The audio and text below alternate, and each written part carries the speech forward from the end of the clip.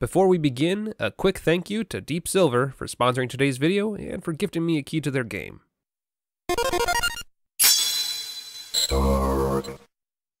Hey, it's Lemon. Welcome to the Backlogs. Got a question for you. Do you like zombies?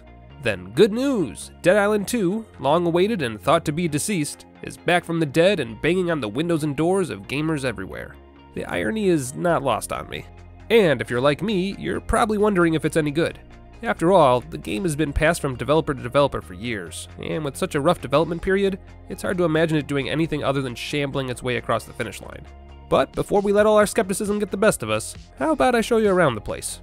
After all, an informed opinion is one worth having. So with that in mind, welcome to Hell A. Unlike its predecessor, Dead Island 2 takes place in Los Angeles, rather than a remote island. I mean, I guess the United States is technically an island. Kinda. Don't think about that. Instead, think about what this means for the game.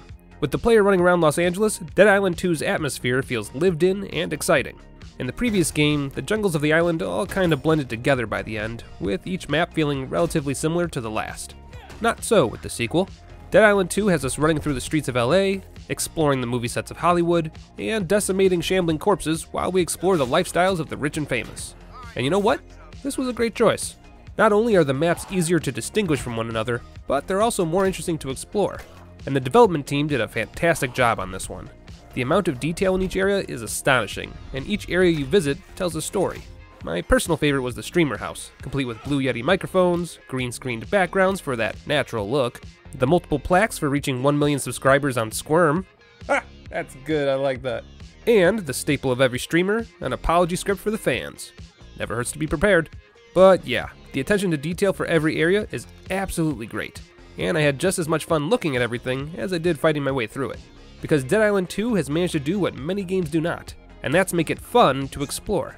Yeah, you could just run from story mission to story mission, but why do that when there's an old Rockstar's mansion to visit? Honestly, there's just as much story here as there is in the main quest. And if you're diligent enough to explore the nooks and crannies for keys and alternative ways into locked rooms, you'll be rewarded. Just be careful not to lose focus in the eyes of shiny loot.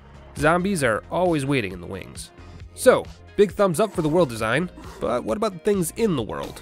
Well, let's start with the enemies. Zombies are omnipresent, threatening, and very satisfying to slaughter. They also come in different varieties to make sure you don't get too comfortable. You've got your shamblers, your runners, your Firebomb Academy members, zombies that belch out bees, the list goes on. The enemy models are all beautiful in that disgusting kind of way, and this anti-beauty is only increased when you get into combat, with zombies disintegrating underneath your blows piece by piece, depending on which body parts you're targeting. And you will want to target different areas. Sometimes it's best to focus on taking out a runner's legs or a tank's massive arms. Their loss is your gain, after all. I think you dropped something. Then there's the weapons. There's actually quite a few of them. You've got your old staples like kitchen knives, wrenches, and copper pipes ripped straight out of the wall, but you've also got some new faces too, like this dumbbell mace, or these hand claws. Oh, and don't forget the pitchforks. Definitely like me some pitchforks.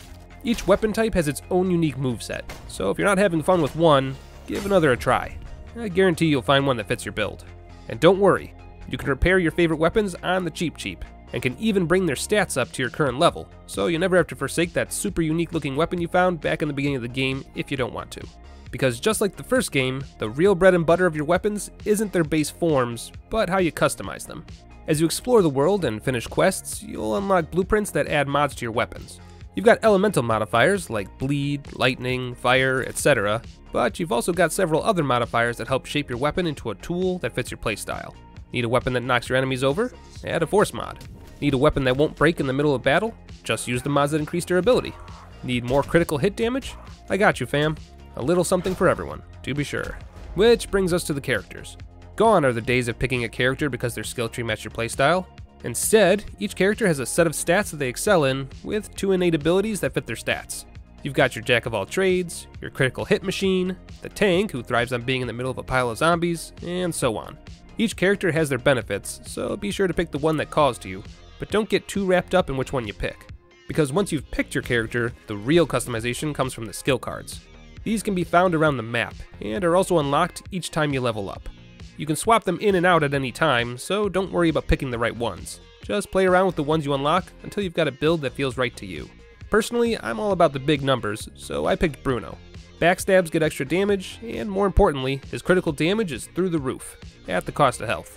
So while I was dying a bit more than I'd like, my special abilities made it so that every successful parry or dodge got me a majority of my health back, and set me up to kill my enemies in a single hit.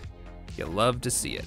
And yes, I know about Danny, whose heavy attacks literally explode, but that's why God invented multiple character slots. Also, while we're here, it's worth mentioning that the characters fit the vibe of this game perfectly. Unlike the first game, which was very doom, gloom, and despair, Dead Island 2 gives off a more happy-go-stabby kind of vibe, which all of the player characters and NPCs definitely emulate. And no swearing in the first minute. I'm already on 2 strikes. Man, if that isn't a mood.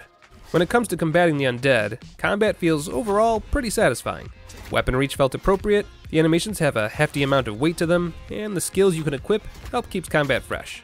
Dead Island 2 also encourages players to use environmental hazards, conveniently placed around every map. After all, why break your weapons on the stuttering bodies of the undead when you can just throw a car battery— oh god, I made a mistake!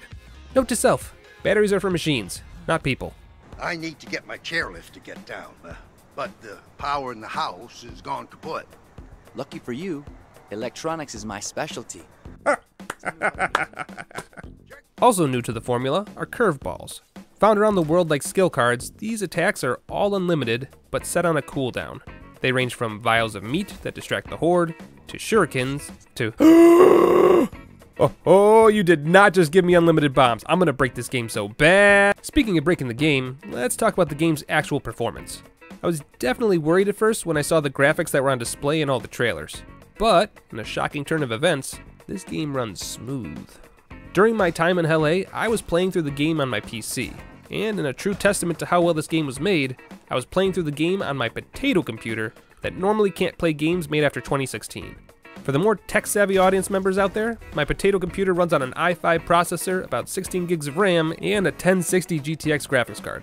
For the less tech-savvy out there, basically all you need to know is that my computer struggles to play most modern games at medium settings, but I was able to play Dead Island 2 on mostly ultra settings and still maintain a smooth 60 frames per second with zero lag. And in a world where modern games come broken out of the box 9 times out of 10, that's high praise. So, is it worth your time and money? Well, as always, that's up to you. But if you have fond memories of Dead Island 1, or you're looking for a good zombie brawler, I can safely say that Dead Island 2 is right up your alley. It's fun to explore, gorgeous to behold, and just begging for you to rip and tear your way through it. And no matter your playstyle, if you're at all interested in engaging with the game, I can confidently say that you'll find a way to have fun. Whether it's playing with a strategic focus in mind, or just hacking and slashing your way through the game, Dead Island 2 is more than happy to give you the tools you need. The game is available on Xbox Series X and S, Xbox One, PlayStation 4 and 5, and PC on the Epic Games Store. And yes, it felt just as good smashing heads with a controller as it did with my keyboard and mouse. As always, if you're interested in the game, I highly recommend checking out other reviews as well. My approach to games isn't exactly what people would call normal, and multiple sources is never a bad idea. There's also several aspects of the game that I didn't cover in this review. Things like the online multiplayer experience, how the game plays on consoles, and the game's voice command feature, which allegedly lets you taunt enemies into attacking you. But as far as everything else is concerned, this game gets a thumbs up and an approving head nod from me. Much fun to be had, plenty of bang for your buck. Thank you again to Deep Silver for sponsoring this video and giving me a key to their game, but other than that, that's all I've got. Take care of yourselves, be good to one another, and I'll see you all again soon.